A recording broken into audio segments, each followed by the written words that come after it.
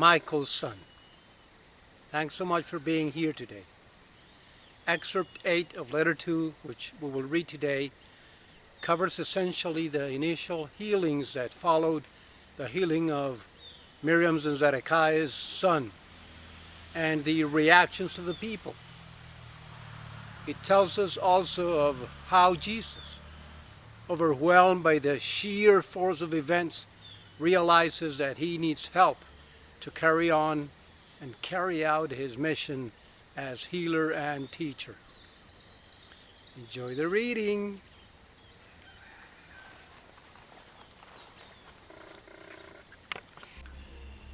Letter 2, Excerpt 8. First healings, teaching and reactions. 4. I tell you, in me you have seen the life active as healing. Follow me and you will hear of the path you must walk to find happiness. In my words will you find the truth of existence never yet revealed by any other man. It has been said of the Messiah, he will utter secrets hidden from the beginning of creation. I tell you truly, these secrets you will hear from me. If you listen carefully and grasp their meaning, and practice their truth, and hold fast to the laws, you will be made new and will enter into the kingdom of heaven. After I had spoken, the people were quiet for a moment, and then there was a clamor of excited talk. But Zedekiah stood up and said it was time for the household to settle down. His boy needed sleep, and his wife and daughters too. They were weary after all their weeping. It was arranged that the next morning I should go down to the harbor and sick people would be brought to me. Thus, I was able to launch my mission and everything was speedily arranged for me in the best possible way. It seemed that if I did not heal, there would be no interest in and no acceptance of all I had to tell them. Healing demonstrated the truth of what I wanted to teach, and my teachings would explain the reasons why I was able to bring them healing from the Father. When I woke the next morning, I felt joyously alive with expectation of wondrous things to come.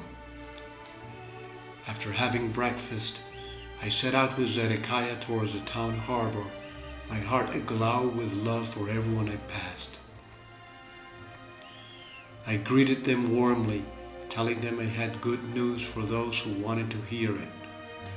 When I reached the jetty, I found men, women and children seated on the ground, awaiting my arrival. Some held out their hands to me imploringly. These looked very ill. Some were crippled.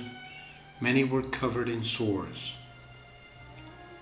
My heart still ached for their pitiful state, but now I could also rejoice because I knew that it was not the Father's will they should be like this.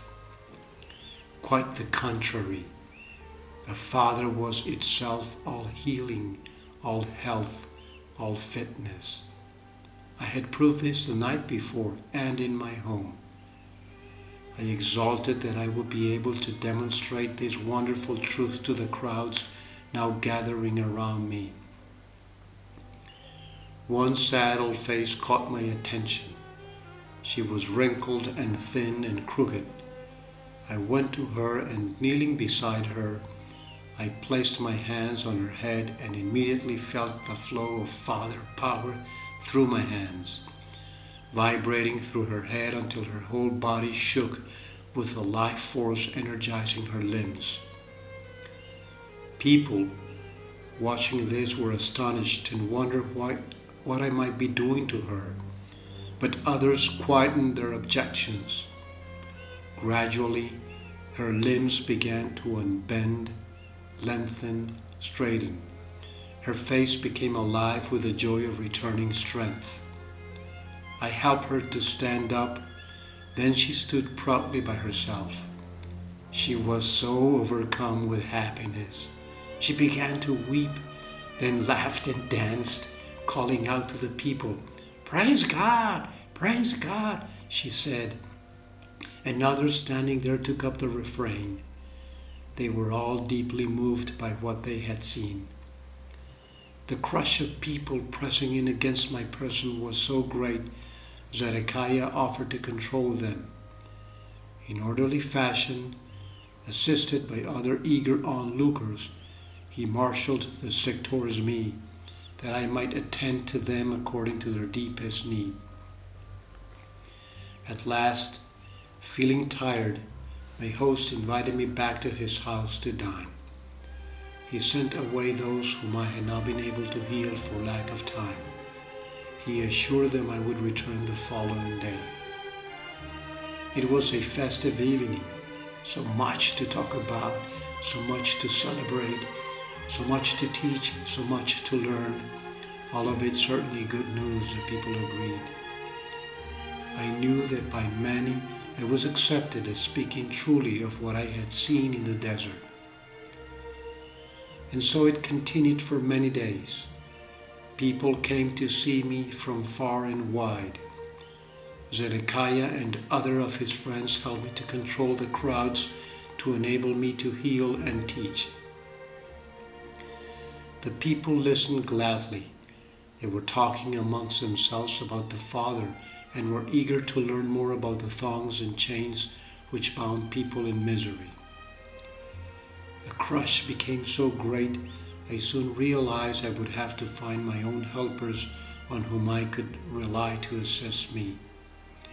It was time for Zedekiah to return to conduct his leather business, which he had been neglecting.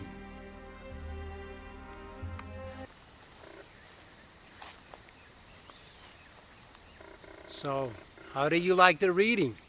What an explosion of joy, mystery, gratitude, relief for so many, and the realization by Jesus that he needs help.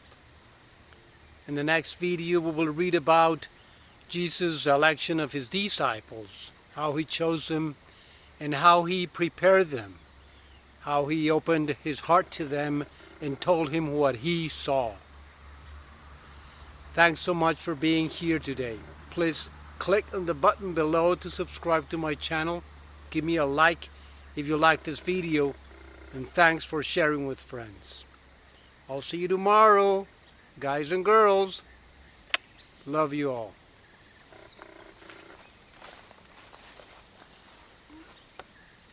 Okay.